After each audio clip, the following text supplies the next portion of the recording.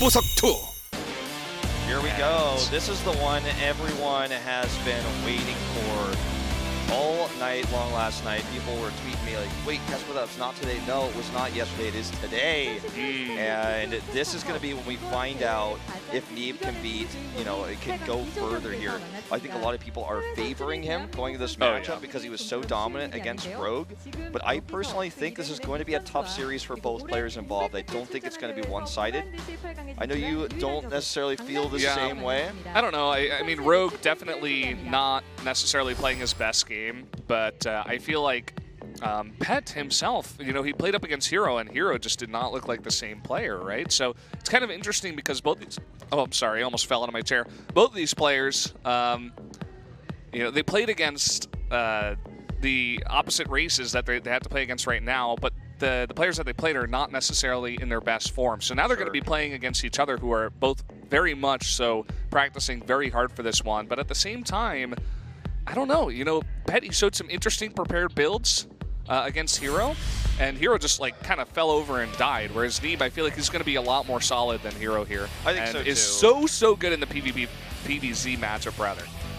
I would really like to see some more of Pet's heavy lane aggression. We saw it in the ZVP, we saw it in the ZVZ. He's very aggressive of a Zerg player right now, and how many links he makes and how Neeb will have to transition against that will be pretty tough, because Pet plays an almost opposite style to Rogue. Rogue was too greedy, and he got punished for that many times against Neeb, whereas Pet, I think, is going to shut down Neeb's adept aggression. He may have to change up his builds here, and there's so much out there for Pet to study from foreign tournaments, but also the matches against Rogue as well.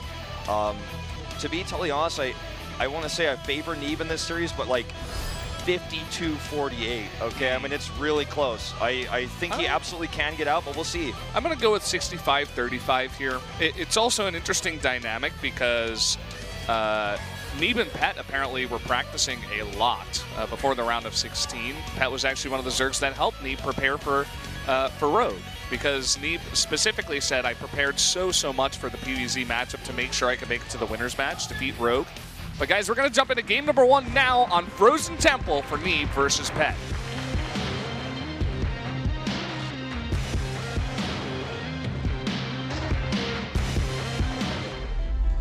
얼어붙은 사원으로 떠납니다.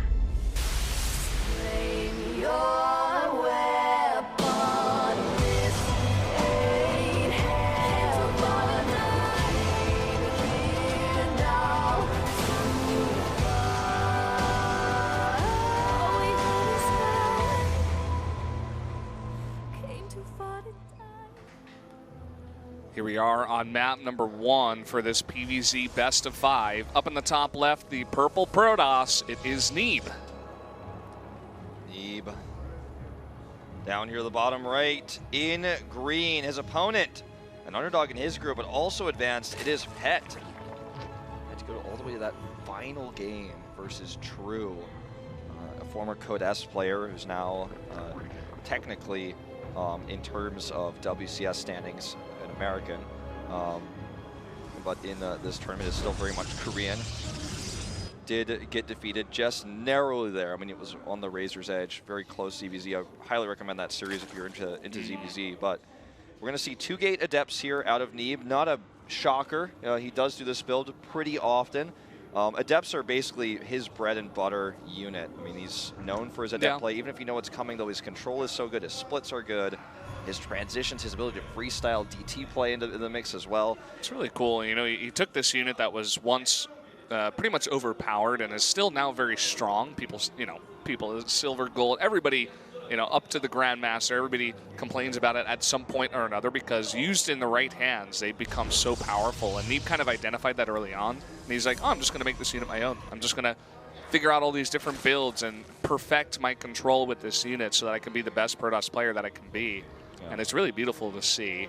I do feel like it's almost like the iconic unit of Legacy of the Void right now. It's the unit you think of most, and Pet is going to commit to just 4 links here, though. Unfortunately for him, sending them across the map might actually ensure their death here against this 2-gate adept play. And you know what? This build from Neeb, it delays the Nexus, of course, but this is going to force Pet to make so many lings early on to defend against this kind of thing. especially if these Lings do get caught out here, especially with speed not nearly done. Do have it about 2/3 of the way. He reacted very quickly though, so saves most of his Lings, it looks like. Let's not forget though, there's an evolution chamber coming up, so he's going to be going into drops after this. And as I say, most Lings survive. Looks like he is going to eliminate the majority of them. One does escape and actually goes back for a follow-up scout to see if more adepts are coming. He's already transitioning into attack speed. This shade in will get punished a little bit by these Lings, but he kites back. Very impressive control here in reaction time by Neeb. And he's going to at least show a shade here. I don't think he'll actually commit to it necessarily. He knows what he's doing. He comes in, he knows that, probably 4 more Lings on the way. And the second he shades, he forces a bunch more Lings. And even if these adepts go down, they've already gotten so much damage done early on. They don't even go down. They get more Lings and shade back. And now with the follow-up here, it looks like he's going to go 2 more gates. And he does have that Twilight Council here. So no doubt the Resonating Glaives. This is Neeb after all. And in fact, that is not 2 more gates. It's a gate in a robotics facility. Yeah, gate and a robo. Doesn't even matter that the weakened adept is at the front here. Obviously, he'd like to switch that if he can, but even if he fights the weak one, okay, he's going to switch it now. If he fights the weak one, it's not going to be a good fight for those Lings. Glaives are so powerful here. Now, the Evolution Chamber normally this early is used for drop play, as I was mentioning before, but in this case, it's going to be for a very fast +1. Looks like he wants to counter these adepts with speedlings and also wants to be able to counterattack, kill the third base a lot faster. It's pet style. We saw it against Hero, and we're seeing it again here already against Neeb, even further so with the commitment to +1. Lings kind of watching those shades, knowing they weren't going to complete. The next round of Warpins could allow Neeb to move across the map and attack. He has the ability to make a Prism as well. Once he has the attack speed upgrade, he's going to be so much more powerful. Alternatively, he can just use these adepts to take a third base. With the Observer coming out, it looks like that's more of his plan. Yeah, he knows pet style as well. We were talking about how these guys practiced a ton. And you were mentioning how, of course, Pet, there's so many games of Neeb using adepts and, other crazy stuff that he has. And Neeb knows the style as well. I thought actually he was going to play it very passively and just defend the third base because he knew that Pet was going to play very low economy. But it seems like he's moving out, and this might be a mistake. Well, if he can minimize the surface area with these adepts, he can still escape with most of them. But if he actually shades in here, he doesn't know about the Lings on the main base, and this is going to be a mistake. He's caught here now with all of these adepts. The Queen doing some extra damage as well, and this ends up being a pretty bad trade for Neeb. Very expensive loss, loses every single one of these adepts, and expected much fewer units.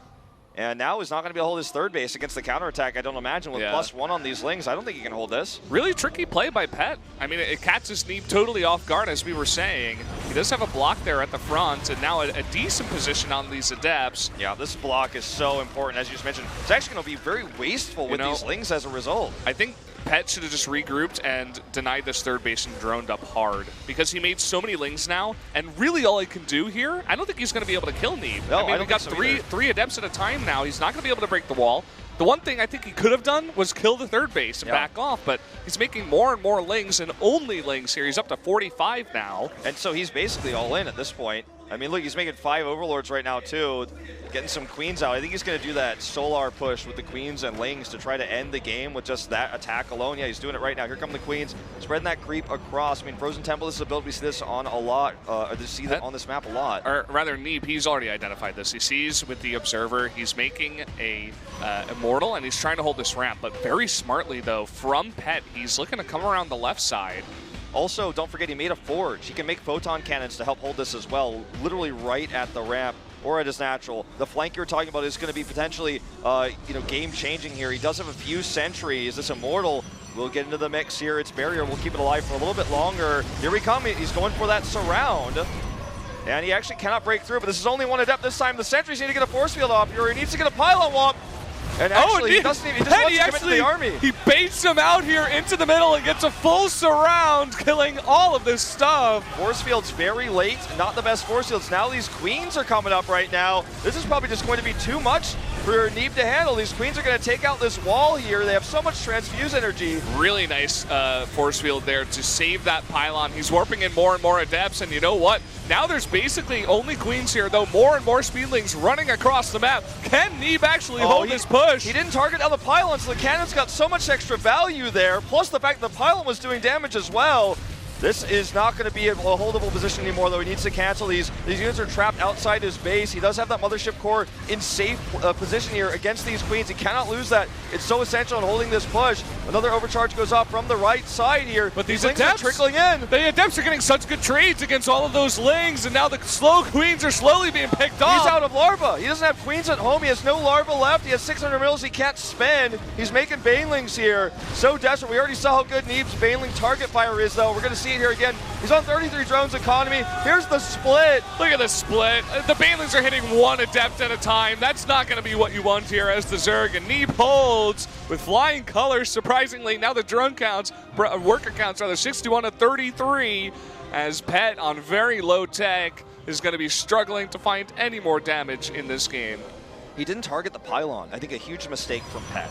The pylon would have unpowered the cannons and stopped the overcharge damage. Instead, he just fought the cannons, which bought Neeb so much time to get additional warpins in. And then eventually he was out of Larva. You know, it was only Queens left. And at this point in time, I mean, there is no tech for Pet except the +1. Was he going to try to drop to get back in the game? He's already being scouted here. This Overlord gets taken out to the north. There's one more Overlord towards his main base, but that's it. He's transitioning into a Roach War in here. There's already Immortals on the map. There's going to be 3 of them. Blink, +1. Neeb is in a fantastic position after this hold. Pet is in so much trouble. Yeah, it was looking so dire for Neeb there, especially when Pet baited him into the middle and got the full surround with his +1 Lings. And even though the force fields were decent, you know, he lost everything that he had there, and it was only the slow warp-ins and the slow, you know, just the making of the Immortals here, coming out of that robotics to just barely hold on. And that one force field to keep the pylon alive against the Lings, I think that's really what diverted Pet's attention. He's like, oh, he's got that force field that I can't fight it with my army. But, you know, he had a lot of Queens there. The Queens could have killed it. But he kind of, maybe he was looking somewhere else. He didn't refocus fire on the pylon, and it got so much, you know, value there. And eventually the warp-ins were just too much, and Neeb held on. If he targets the pylon, he might break through. We'll never know. But I really feel like that was the turning point there, is when the pylon allowed those cannons to just do so much more. Then his positioning as micro was incredible. The only time he really stumbled in this game was when the Lings came to the flank. But after that, everything he did was essentially perfect. And this push, he cannot hold it with this meager amount of Roaches and Banelings. So there's even so many force fields. Even if he moved command into the Banelings, instead he gets perfect force fields here to get the Banelings back, Blinks back, and that's going to be game number 1. Neeb. GG. What a cute little corrosive bile in that force field too. Like the force field like breaks as he has no units left. Yeah, breaks the back of Pet as well. That is game over. Neeb.